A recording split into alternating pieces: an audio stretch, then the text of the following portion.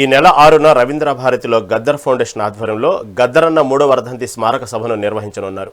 ఈ సభకు సంబంధించిన గోడపత్రికను ఉస్మానియా యూనివర్సిటీ ఆర్ట్స్ కళాశాల వద్ద ఆవిష్కరించారు. ఫౌండేషన్ సెక్రటరీ సూర్యకిరణ్ హాజరై గోడపత్రికను ఆవిష్కరించారు. సభకు ప్రకాష్ అంబేద్కర్ రానున్నట్లు తెలిపారు.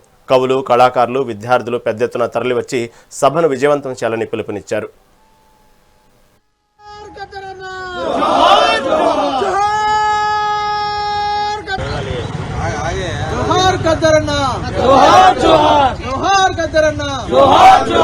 విజయవంతం చేద్దాం గద్దరన్న 3వ వర్ధంతి సభను. విజయవంతం చేద్దాం గద్దరన్న 3వ వర్ధంతి సభను. జోహార్ ప్రజాయుద్ధ రవీంద్ర భారతిలో జరిగే గద్దరన్న 3వ వర్ధంతి సభని జోహార్ ప్రజాయుద్ధ గద్దరన్నకి. జోహార్ ప్రజాయుద్ధ గద్దరన్నకి. వర్ధిల్లాలి ప్రజా కళలు.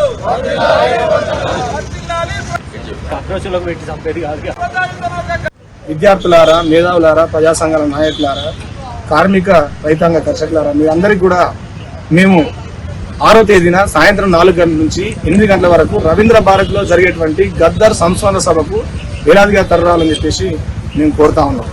గద్దర్కు విద్యార్థులు మేము ఎందుకు సంస్కరించుకోవాలన్నటువంటి విషయాన్ని తెలియజేస్తున్నామంటే, విద్యార్థులు తెలంగాణ కోసం పోరాడితే మాతో పాటు కలిసి నడిచి పదం పాడి గజ్జగట్టి పోరాడినటువంటి మహా గొప్ప సాంస్కృతిక నాయకుడు గద్దర్.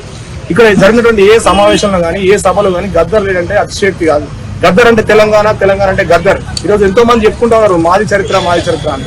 కానీ అంతకు ముందే గద్దర్ ప్రజాస్వామిక తెలంగాణ కావాలని చెప్పేసి తను పల్లె తిరిగి ప్రతి ఇంటిని తట్టిలేపి ముసలమ్మ నుంచి ఈ రోజు పసిపిల్లాని వరకు కూడా గద్దర్ పాట పాడుకునేటట్టు చేసింది.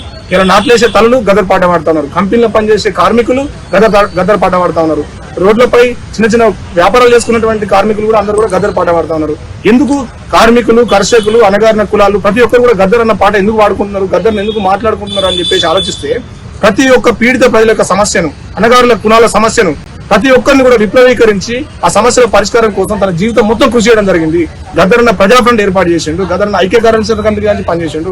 భారత విప్లవోద్యమంలో తెలంగాణ అంటే చంపేసే పరిస్థితిలో ధైర్యంగా తనకు బుల్లెట్ దిగినా కూడా మేము తెలంగాణ కోసం పోరాడతామని చెప్పేసి ఈ రోజు తెలంగాణ వచ్చిందంటే గద్దరన్న వల్ల, తెలంగాణ వచ్చిందంటే ఈ విద్యార్థుల వల్ల. ఈ రోజు ఎవరో చెప్పుకుంటూ ఉన్నారు మా వల్ల తెలంగాణ వచ్చింది, మా వల్ల తెలంగాణ వచ్చింది.